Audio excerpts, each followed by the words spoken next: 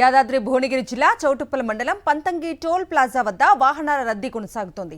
దసరా సెలవుల అనంతరం పల్లెవీడి పట్నం బాట పట్టారు ప్రజలు. వీకెండ్తో పాటు దసరా సెలవులు ముగియడంతో విజయవాడ హైదరాబాద్ జాతీయ రహదారిపై వాహనాల రద్దీ భారీగా కొనసాగుతోంది. పంతంగి టోల్ ప్లాజా వద్ద మొత్తం 16 బూతులు ఉండగా విజయవాడ హైదరాబాద్ వైపు 9 టోల్ బూతులను తెరిచారు. మామూలుగా రోజుకి 25,000 నుంచి 30,000 వాహనాలు వెళ్తాయి. దసరా పండుగ సెలవుల అనంతరం గత 2 రోజుల నుంచి 80,000 వాహనాలు వెళ్లినట్లుగా సమాచారం. జాతీయ రహదారిపై ట్రాఫిక్ ఏర్పడకుండా పోలీసులు, టోల్ ప్లాజా సిబ్బంది నియంత్రణ చర్యలు చేపట్టారు. విజయవాడ హైదరాబాద్ జాతీయ రహదారిపై తెల్లవారుజాము వరకు ఇదే పరిస్థితి ఉంటుందని అంచనా వేస్తున్నారు పోలీసులు. దసరాకు గ్రామాలకు వెళ్లిన వారంతా మళ్లీ హైదరాబాద్ బాట పట్టారు. దీంతో విజయవాడ హైవేపై వాహనాలు బారులు తీరాయి. హైదరాబాద్ ఎల్బీ నగర్ లో భారీ ట్రాఫిక్ జామ్ అయింది. అబ్దుల్లాపూర్ మెట్ వద్ద ఇదే పరిస్థితి. వాహనాలు చాలా స్లోగా కదులుతున్నాయి. దీంతో వాహనదారులు తీవ్ర ఇబ్బందులు పడుతున్నారు.